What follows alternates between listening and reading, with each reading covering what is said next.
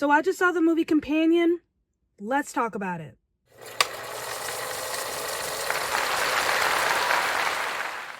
This movie has a wide release this weekend, if I'm not mistaken, but it's a Mystery Movie Monday, so AMC Scream Unseen, which means it's a horror movie. The only two other clues that we got was that it's rated R, approximately an hour and 41 minutes. There are two movies that can kind of fit within that time frame, Heart Eyes and Compaion, but we figured it would be Compaion, and it was. So, directed by Drew Hancock, stars Sophie Thatcher and Jack Quaid, and I'm trying to figure out a way to describe this movie without spoiling it. What you can gather from the trailer, this is about a dude named Josh. Josh has a girlfriend named Iris. Iris is a robot, a companion robot is what she's called.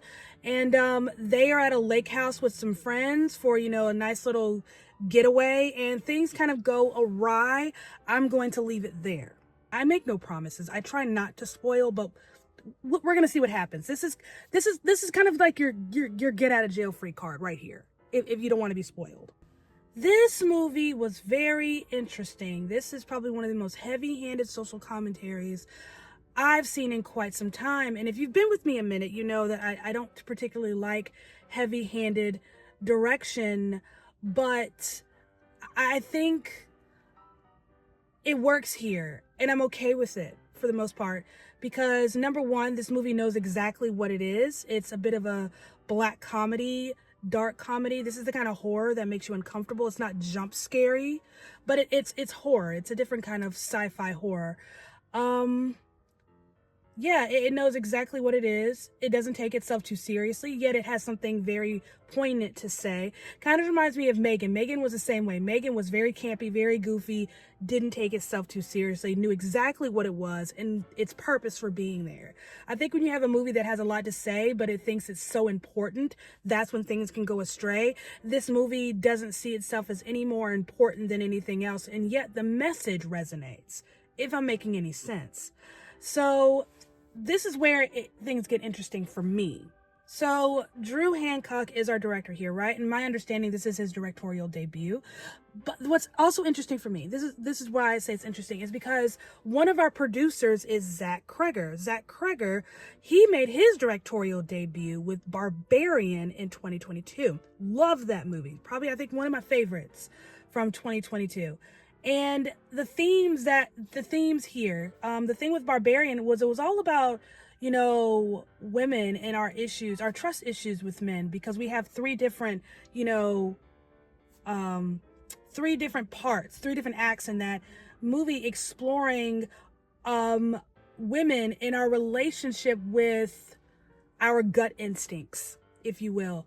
And this movie here, we're kind of in the same theme of women and their relationships with men. This movie is really talking about gender roles in relationships, power and control, and power dynamics within relationships, because you have Iris, who is a robot who is programmed to see to Josh's every need, do whatever he wants.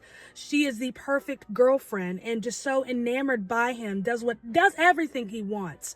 And it's such an interesting satirical portrayal of how a lot of young men view women, or how they view women should be when it comes to relationships, that women simply exist to please men. You have a lot of men out here that feel that way, and we're talking about that, we're poking at that, and we're pushing just enough to have a conversation.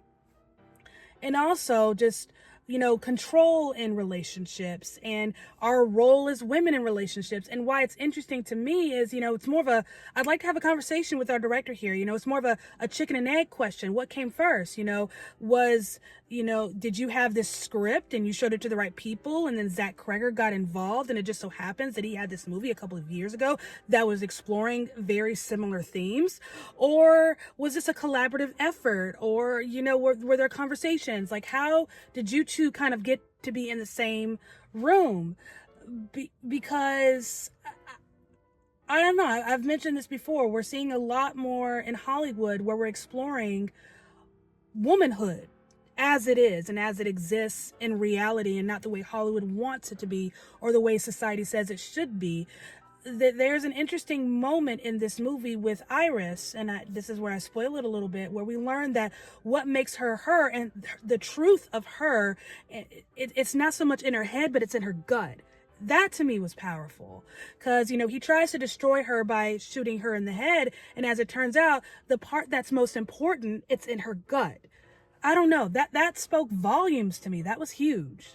And there's a balance in this movie it's a little off balance, because we get so much satire and commentary in the beginning, and then we get this final scene, in a way, second to final scene, I should say, where everything kind of culminates into that moment. It's like we're talking about this thing, but we're trying to soften the palate a little bit, and I think that might be triggering. I think for some women, it's a little too real, a little too raw, a little scary. But it's like everything's building up to this moment. It's like we're trying to understand what it is this movie is trying to say, and then it lays it all out for us in this very violent and aggressive scene. Am I saying anything useful? Horror movies make the best social commentaries. And everyone's like, why do you love horror movies so much? I love horror movies because horror movies always have so much to say about what's going on in the world. They just find a unique and metaphorical way of saying it.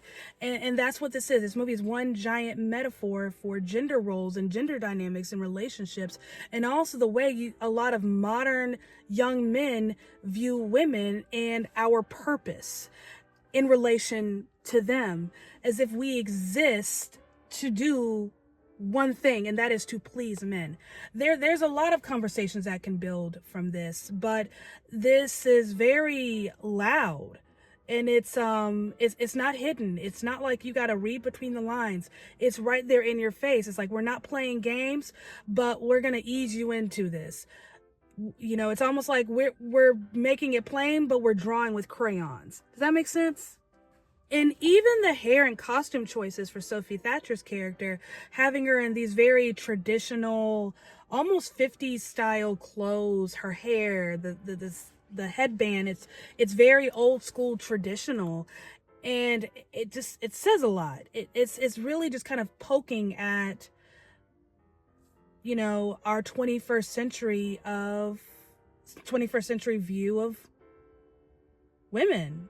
And I don't know how else to say it. That's what this movie's about. This movie is about this 21st century perspective of women, the role that we play in the world, and our value overall. I don't think I'm saying anything useful. The movie is just very bold. It's not subtle. There's a moment where he's sitting across from her, and he is, they had this whole plan to kind of mess stuff up and get money, and they were using her to get it done. And he refuses to take responsibility for his actions. Everything that's gone wrong, it's her fault. And that reminded me of this discourse that I saw on Twitter talking about, former OF models. And it was a bunch of dudes, who were placing all this blame on, I think it was Nala Ray, on her and what she used to do on OF, and how she ruined families and she did this, that, and the third. But I'm like, are you not gonna hold the men responsible for engaging in that activity? Are they not responsible for their families? Are they not responsible for their relationships and all that? Just we're starting to see that, where all the ills of the world, it's a woman's fault. And you have a lot of young men who refuse to take responsibility for their actions and their decisions because a woman or women are not doing what they want them to do. Like, I don't know. It's really hard to dissect this because it's just already laid out there on the table. Like if you're going to high school biology where you have to kind of cut up a frog to see what's inside. You don't need to do that. It's already cut up for you. You just got to identify the parts. That's kind of risky for a horror movie to be that obvious. Because horror movies, when we're talking about things that are going on in society, whether that's, abuse or classism, racism, whatever, it's usually told in metaphors. Trauma, usually told in metaphors, but we're not really speaking in metaphors here. We're being very blatantly obvious, and I felt like that was just a very risky choice, but it works. This is an overall great movie. It's a lot of fun. It's hilarious. Like I said, dark comedy, horror comedy, and I don't know. I want to watch it again. I want to watch it again on IMAX. I got very lucky. So here's the thing with these mystery movies is they tend to put them on like the smallest and the worst theater in the house. And at my AMC, the theaters that are on the long hallways, the smaller ones are the worst ones because they're never dark enough and the screen is never that big and it's just very crowded. But I got very lucky at the last minute. I decided to check to see, hey, since we all kind of know what this movie is and there's a lot of anticipation for it, maybe they opened up a second screen. I got lucky. They opened up one of the larger screens, so I got to see this on a pretty big screen. Highly recommend seeing this on a pretty big screen. So Prime, Dolby, IMAX. There's just a lot of very wide shots, a lot of color. The cinematography is gorgeous. I love Jack Quaid. He is deceptively charming, and he's having such a good couple of years. He was in a Scream movie not too long ago. He's going to be in Novocaine in a couple of weeks or months or whenever it is. Sophie Thatcher is a horror darling at this point. She was in The Boogeyman. I think that was 2022, maybe. She was just in Heretic. With Chloe East and Hugh Grant. Hugh Grant should have been considered. Well, I'm not going to even get into that right now. But yeah, I love Sophie Thatcher. I think she's gorgeous. She's very strong. She kind of reminds me of Anya Taylor-Joy in that she has one of those faces that you can kind of do whatever you want with it. A canvas face, that's what I've always called it. Is that, you can do whatever you want with that kind of face, and she's very moldable. She's adaptable. I love her as an actress. She's charming. She's gorgeous. She emotes very well. There's a lot of emotion in here for someone who's not real. There are some like little plot holes in terms of the robot that just didn't quite connect or make sense. I don't know if it's that big of a deal, but I just happen to notice it. But I'd say a solid 8 out of 10. Other than those little plot holes with the robot stuff, solid movie. You kind of know what it is at the very beginning. It's so quick. It's like a little glitch. And I thought I was crazy. I'm like, something wrong with my contact lens. At the very beginning, that opening scene, there's a glitch.